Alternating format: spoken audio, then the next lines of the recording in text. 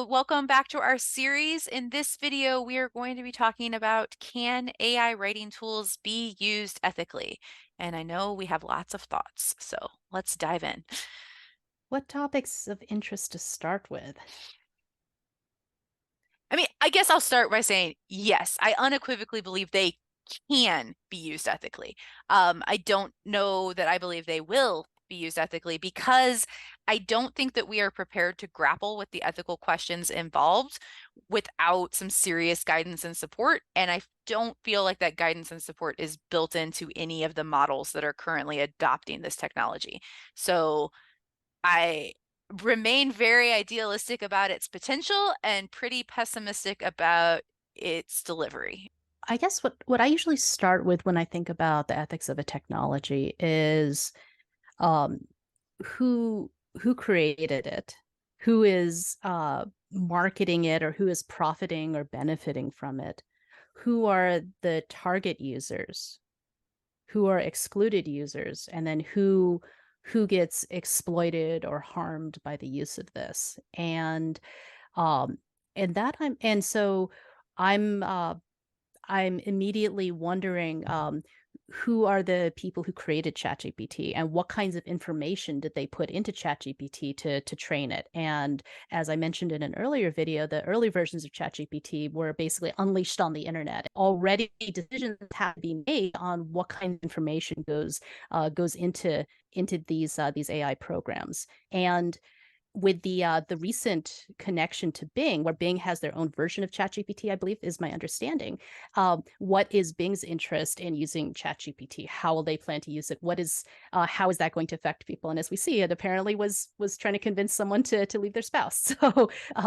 So those are some of the questions at the forefront of my mind. And so when we go and use ChatGPT, not the Bing one, but the original one, what kinds of information are we sharing? What are we? How are we helping or giving the creators of this something that they may want? Are we giving them profits? Are we giving them our information? Uh, what are we paying for this free technology? Because we are always paying something, whether it's in attention or personal information and such. Yeah, I mean, I agree that it can be used ethically, but I'm also not, I don't think we're prepared to figure that out either. So I'm like Michelle, I'm very idealistic, but in reality, I don't know that it's going to play out well, especially the first few years that this is existing. But I do think that, like, one of my questions was, so I don't use the program Turnitin in my classes, because I have some ethical concerns there about my students giving, a company their text. Um, and whatever Turnitin does with that text, who knows? I think they do different things, but just the very idea that, like, they're giving somebody else something that they made, um, and then they kind of lose control over it, even though it was supposed to be just for my class, or just for them. And so I do wonder, like, if we're telling students to put their work into something like ChatGPT, where does that go? And then how does it end up getting reused later? And I also wonder, in terms of like market research, or who's going to profit off of all of this information and seeing like patterns and trends in human behavior. And of course, most of these companies that are creating these softwares, like, they want to make money. So already ChatGPT went from being completely free to now having the paid version, which I haven't tried the paid version, so I'm not sure how much better it is or what all it does. But it does seem like pretty quickly this is going to become more of a subscription type of service, which then limits access and,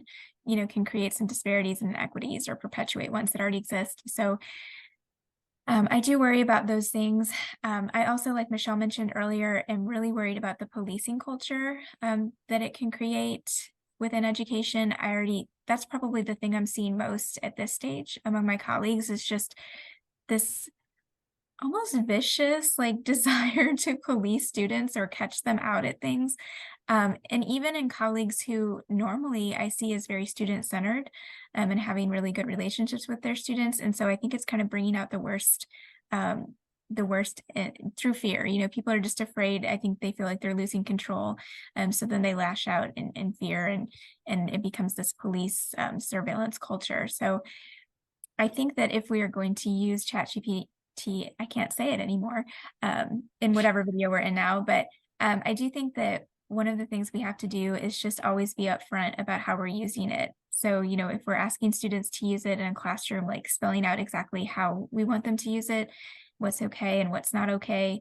Um, and also teaching them to ask those questions, because if they go to a different class, or maybe they get a job and maybe it's not spelled out, you know, like training them to ask those questions of when is it okay and when is it not okay, and how do you want me to use this, and what would make you upset if I used it in this other way, you know. So like teaching them to have those conversations and kind of lay out the ground rules, whatever situation they're in. um, and like Michelle has said in a few of the videos, I think it will lead us to have really difficult conversations in the long run that need to be had. So I'm actually optimistic that this will make education better. I've been told I'm very naive for believing this by a lot of colleagues, but I do think it will make it better. It just might take a long time, because we will have to get really honest with ourselves about why we're teaching the way that we're teaching, what outcomes we're expecting of students, and why. And you know, just what are reasonable means of reaching those objectives and why. Well, and I will say, because I am also called naive all of the time, but one of the reasons I left sort of traditional brick and mortar teaching environments is because there was such a pervasive energy of antagonism between the teachers and the students, and seeing it as like me being the gatekeeper to prove that they had to prove to me that they deserved their grade, and that I worked hard to try to break it down in those spaces, but it has been so much easier to break down in homeschooling spaces where I don't have to norm the whole class of students to the same standards, because it's individual, and where a lot of times the students have a lot more freedom over which subjects they take, and they can have more freedom over which topics they're taking, and they can try out different teachers and then find one that works best for them. Like there's a lot that happens in the homeschooling community that breaks down those barriers that I found very frustrating as a more traditional teacher. And I just absolutely know from my experiences that students don't want to cut corners when they see the value in what they are doing. I have students who go way above and beyond any request I have made of them on a daily basis. Like it is the norm that my students come into the classroom wanting to give it their all, wanting to find something creative and energetic. Like they don't want to have ChatGPT write their papers for them.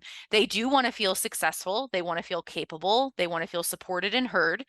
And I think that if I am not doing those things, I have put in an opportunity for them to seek a way around me that ChatGPT will fill more easily than other things have. But I do think that at the end of the day, the ethics of AI writing tools, especially in the classroom, are going to depend on what we decide education is for.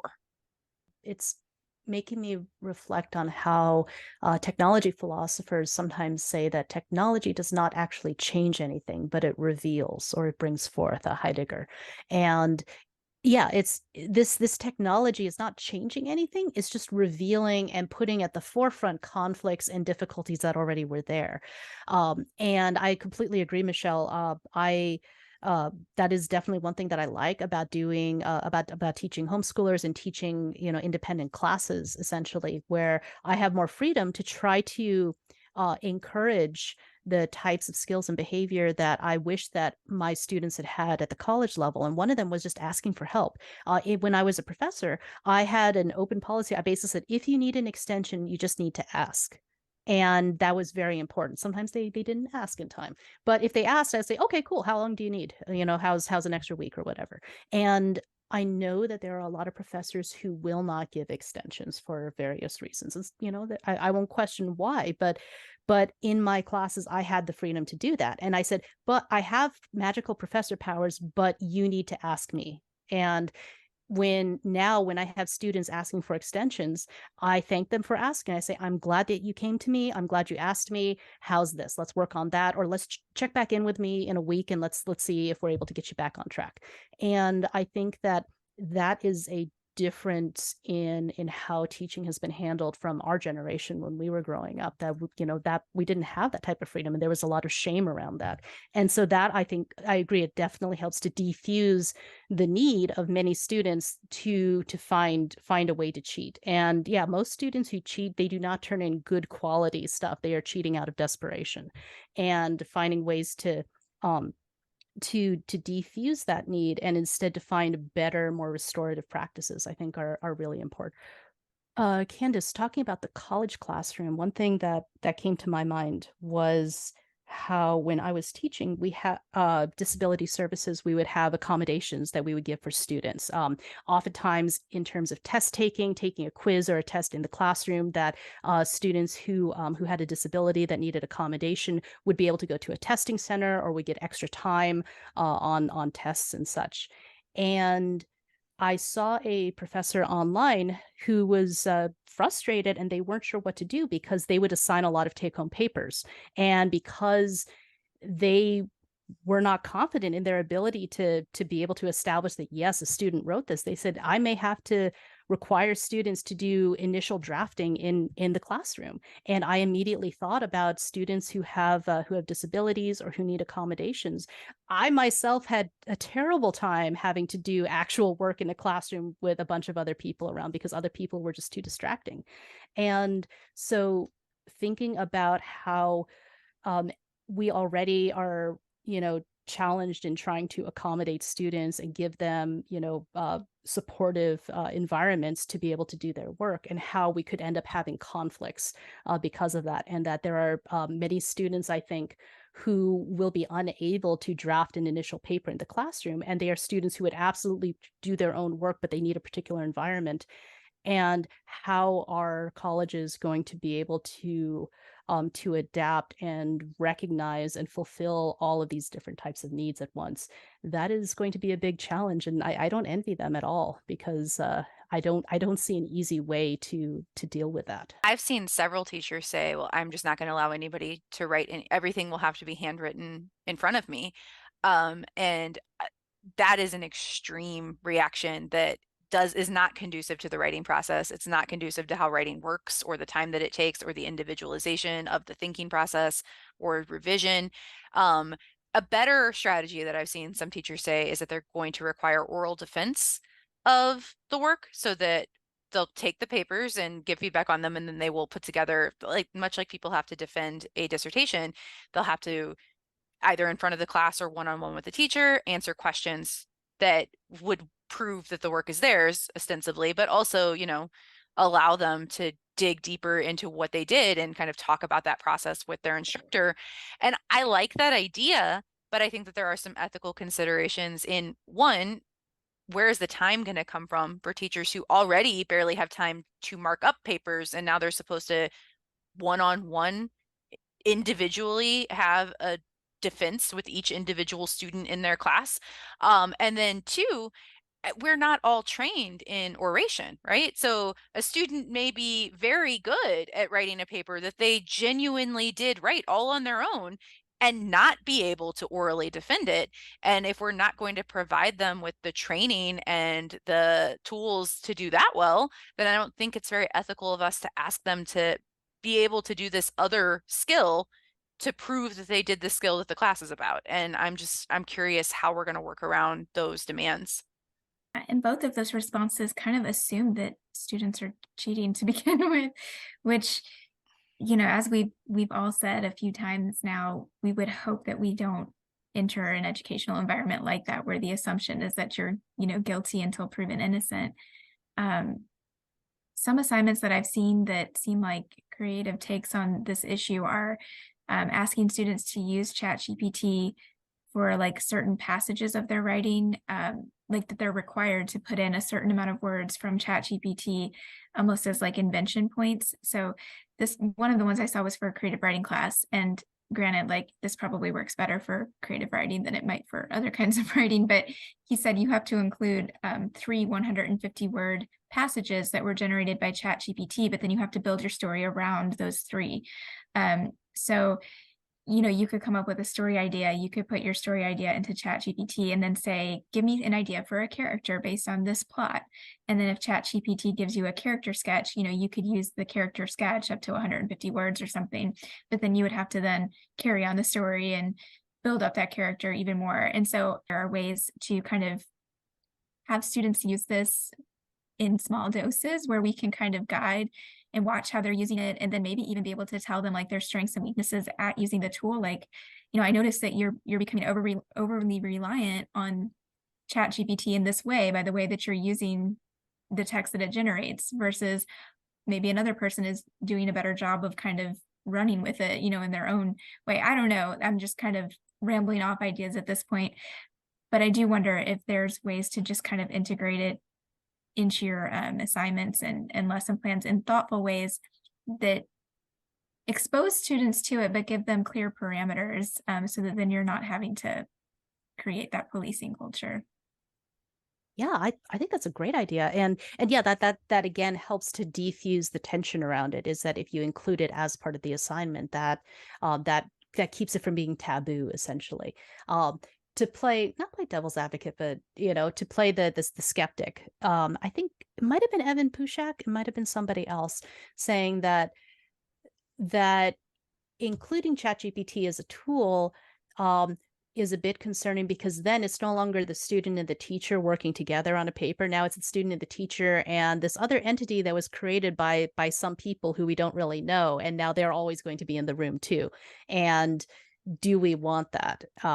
And so that's more of kind of a theoretical ethical perspective that I'm just and if there were multiple chatbots, I might be a little bit less concerned, but yeah, you know, kind of turning it into the Google of these types of assisted bots, I would be a little bit concerned about, because of the kind of the standardization of writing. If we are all tapping into the same bot, what is that going to do with the types of writing that everybody is producing? It is probably going to end up being very homogenized, and that could be a little bit concerning, that we're all turning to this one particular robot. But on a micro scale, I think that including some assignments, using it to acquaint them with the tool, to be aware of the limitations, I think is a really smart way to go about it.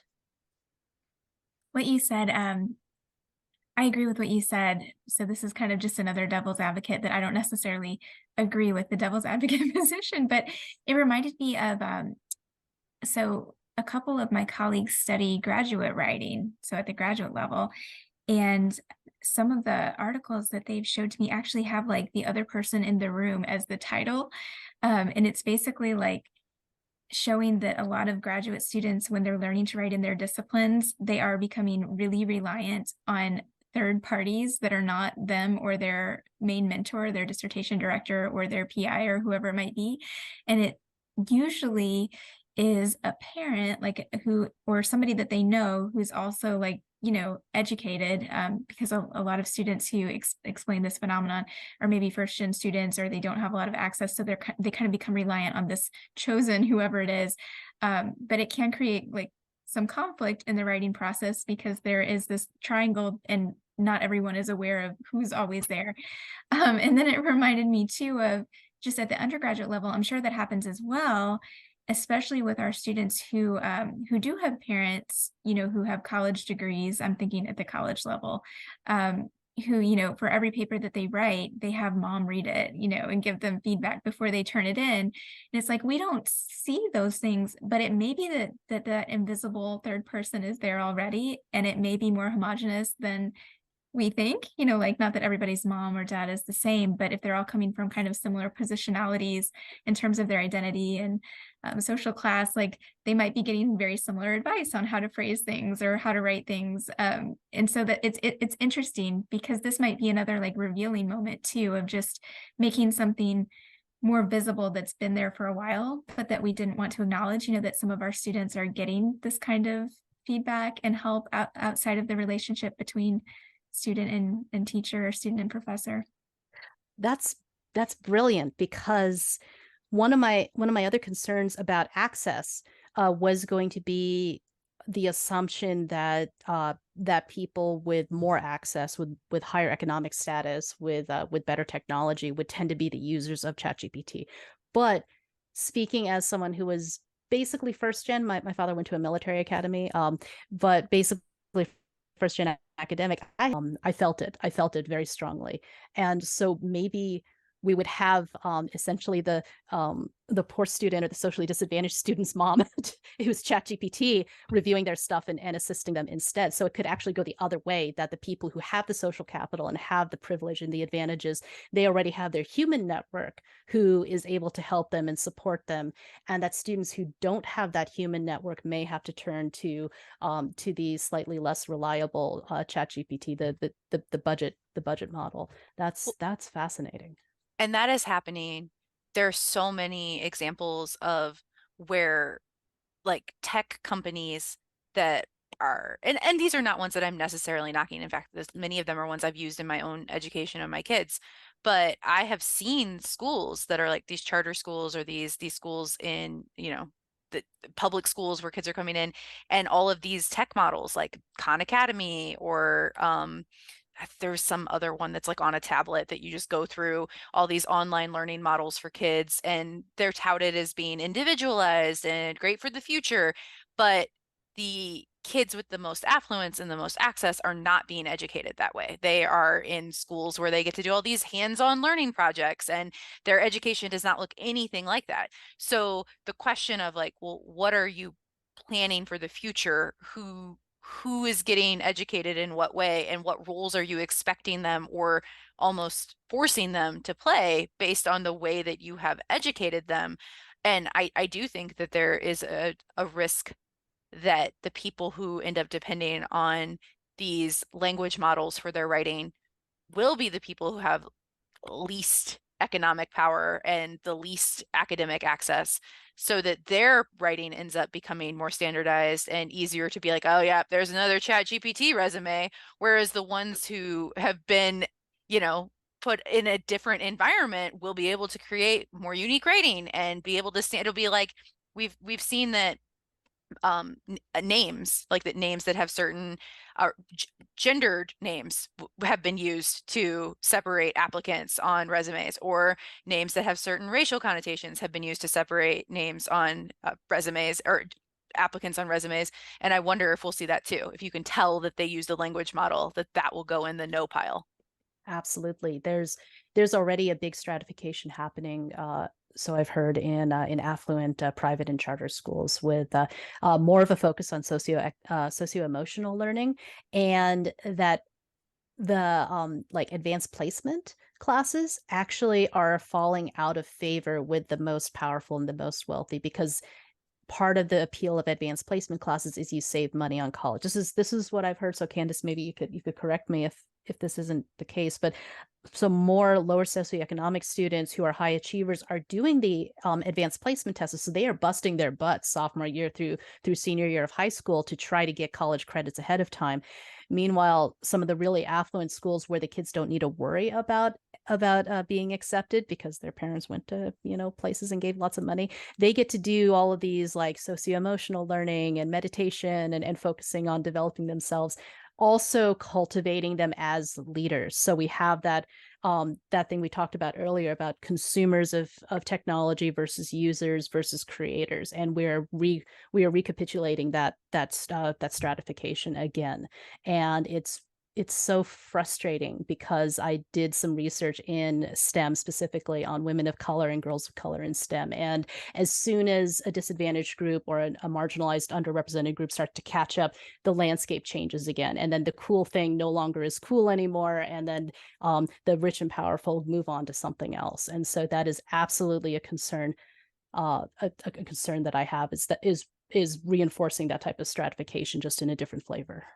And that's also, I mean, at the heart of at least public education, the concept of public education, right? Every time I'll try not to get up on my soapbox because this is what my dissertation was about every time that we've expanded access to a larger group of students, we have then responded by policing their language use more strictly, right? Because it's like, well, okay, fine, you can come in, but you got to talk like us, which really means, if you listen back to our conversations about what writing is about, you got to think like us, right? So you have to prove that you are falling in line, because if we've let you in here to have access to the things we have, we want to make sure that you're not going to overturn the power structures that have been here.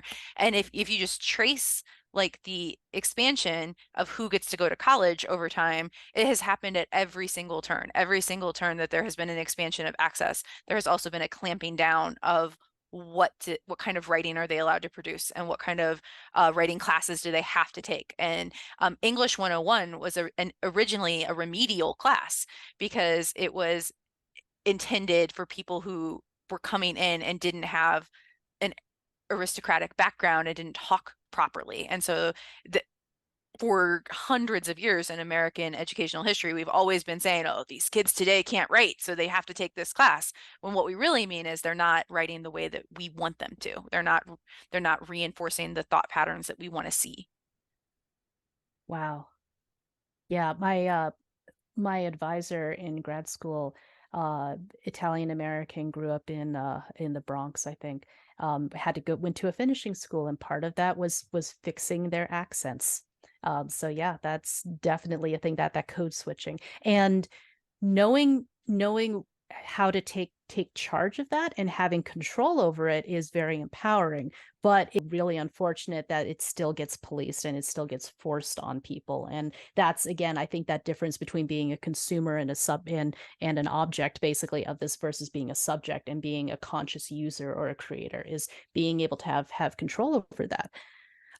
And that kind of leads me to think about the concerns I have about the structural bias that might be built into these large language models, based on what kinds of source material is being used. And, is there going to be pervasive sexism in there? Is there going to be pervasive racism in there? I'm pretty sure that it is going to be very restrictive on what types of dialects of English are being used, for example. And are there going to be, heteronormative ideas? Are there going to be, gender binary ideas, anti-LGBTQ ideas? What kinds of assumptions are going to be going on in the background? So when our learners put in prompts, what are they going to be given? And hopefully it will not be anything explicit, but what kinds of assumptions are going to be coming out of there? And will we be able to give our learners the tools to be able to identify those potentially problematic things and correct for them? That's definitely something I'm concerned about.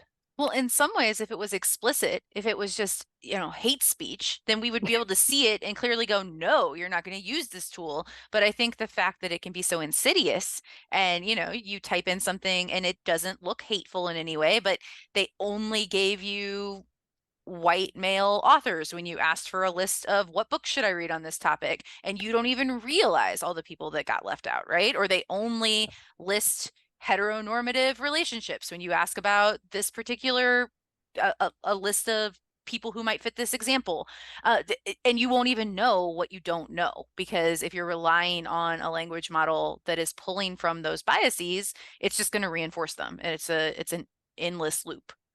And even if you're aware of them, it gets exhausting constantly having to correct for it.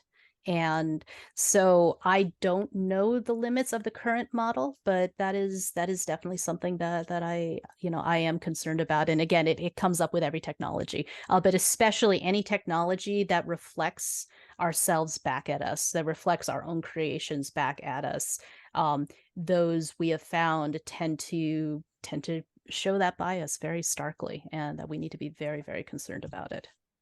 And it's really pervasive. Just as a fun example, I had my staff play around with ChatGPT, and they were asking it to write stories about pets.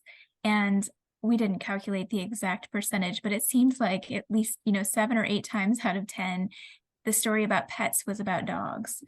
So it's like, and we have a lot of cat lovers in my writing center. So everybody was joking, like, where are the cats? And this has a clear bias towards dogs. But that's something that it seems so innocent, you don't even notice. But if it's happening at that level of, just stories about pets, think of all of the other things that people are going to be reading and taking in, maybe from a very young age, that, they're just not even aware of how it's shaping, how they view the world or themselves. Absolutely. And thinking about the book clubs that I run with Michelle, that I'm always trying to find books that reflect different cultures, or they reflect the diversity of American cultures. That you can have, Iraqi American culture, you can have Chinese American culture, not just Chinese, but Hui American, which is an ethnic minority group, as opposed to Han, or Korean American, or Indian American, and all of those are American experiences, but I'm concerned again with that, potential flattening. What would, if you were to ask ChatGPT, what are the best American foods? What kinds of foods would it put out? And and then what kinds of ways do we as the public have to be able to suggest changes or to suggest improvements? Would they even listen to us? Not sure. And so it's definitely a concern, and it's that problem with having that kind of one unitary source. And Michelle, we had talked about the idea of having our own like ChatGPT type of thing, that we could choose what sources to feed it, to use it as a separate sort of tool that has a lot of potential. But trying to have one universal thing for everybody, we see the white American as default online in so many places, and I'm afraid this will recapitulate that. Well, and that reminds me of Victor Villanueva talks about the metaphors that we use for the melting pot of America, and like identity and multi-ethnic identities in American, I guess, culture. And there's the metaphor of the patchwork quilt, which is this idea where we're all individual but not blended, and that's not really accurate, because that's not, I mean, that's not what happens, right? And then there's a metaphor of a salad, which is like where each of us are an ingredient in the salad, and he's like, that's not what happens either. He's like, we are a stew, and the stew becomes the overwhelming flavor of the majority, and there's violence in there. There's violence in the way that it gets reduced down, and there's violence. And so like, yeah, you're the minority flavor is in there, but not in a way that's going to come forward discernibly, not in a way that is going to be able to be visible. And you use that word flattened, and that reminded me of his discussion of that. And I think when I was talking about earlier, when we were talking about how big this model could get and how scalable it is, just think about how overwhelming the majority, whatever that means, in this stew could be, and how hard it will be to get into those smaller representations of various kinds. Absolutely. I gave a speech in junior high, I think, on or were we a melting pot or a tossed salad? And so I'm gonna have to look them up, because the stew metaphor, that's the next evolution of food related metaphors for America. I'm all about that. um So another ethical concern I had, and I'd mentioned it in an earlier video, about AI generated art, and artist communities being very concerned about their art being stolen and poached and used. And DeviantArt, a very popular website for artists, had tried to sneak in a default of being able to use artists' work for AI generation. And then once there was an outcry revealing this, they changed it to opt in. But I have several friends who are artists and who do paid work as artists, and they've been very concerned about this. And unfortunately, I think that people who are not artists, or who are not friends with artists, take for granted the amount of work that goes into it, and the value that there is in art, and that we should be paying for art, and that we should not be just getting it for free. And now we see writers, and perhaps professional writers being affected. I just saw today Clarkesworld, I'm guessing named after Arthur C. Clarke, I'm not sure, posted on Twitter. The editor showed how many AI generated submissions they're getting for short stories, and how many submissions they are banning and purging out. And even if they can detect it, that energy that is being used takes away from their ability to review new writers who are trying to get started by submitting short stories. And that it's making it harder for people who are actually creating works to be able to get into publishing and get started on their careers. And so we are already seeing this showing up. I'm seeing a lot of subreddits on Reddit basically banning ChatGPT posts. And so there's a lot of people getting affected by this in ways that artists were not being affected. But I on kind of the bigger level, there's limitations to boycotts, but I haven't tried ChatGPT yet, and I kind of don't feel okay using it, knowing how much it's being misused and how much it is harming various groups of people. And I am pro technology. I love having the internet. I think there are some amazing things, but I am also very in favor of us being very aware of the ethical impacts of the technology that we're using. And it's unsettling. It's unsettling, and I'm hoping that we can help people to be more aware about the potential impacts of this as this is getting bigger, and people outside of our immediate circles who could be getting harmed by the use of this. And do we want to support this, basically? And I think it's interesting because I know you and I have been talking about this for quite a while. And I think we come from very similar principles about education and ethics, but I actually just subscribed to the pro version of ChatGPT, and my reasoning was I don't know how to ethically engage with this if I don't understand the tool. And I know it's going to be coming up in my classes, and I know it's going to be coming up in my profession. And I feel like it's here and I can't stop it. So if I don't understand it, I don't feel like I'm going to be able to help my students navigate it. And so I think it's interesting that we've come to and I think that both of them are coming from a place of trying to understand how to ethically grapple with this. So I hope that people just notice that we came to very different answers, even though we are starting from the same place and with the same basic principles in mind. Because I think as you decide in your families, if you're going to use this in your homeschooling, if you are going to use this in your personal life, I think there's some really complicated questions to dig through. Yeah, and Michelle, I really like that yeah, we are showing that both courses of action are entirely valid, and it's more of the way that we come to our decisions that I think is really important, to have those conversations and to think about it, to do the research. Does anyone have predictions on what we might see next happening after the Bing fiasco? I feel like, oh, go ahead. Go ahead, Michelle. I'm just very quickly, I'll say, I feel like we're going to see a bit of a pullback because everybody was racing to be the first one with these tools. I think they're going to go back and refine them a bit before they get so excited about the launches. But that's just an immediate future thing. Yeah, Google tried to make their own version, and it turned out to be factually incorrect about some things, so that was kind of embarrassing. Didn't they lose like $100 million in the stock market in one day or something because of it? Yeah. Yeah, no, I think we're going to be going into a period of like regulation, policy making, where different entities are getting involved and people are going to start to make some rules. All right, well, thank you all so much for joining us, whether you just watched this video or you watched our whole series of them. We really appreciate your time, and we know that this is opening up a lot of questions for people in our various communities, and just know that we're all kind of in the mess together. So I hope that we all kind of get some answers and spend some time thinking about where this is all headed.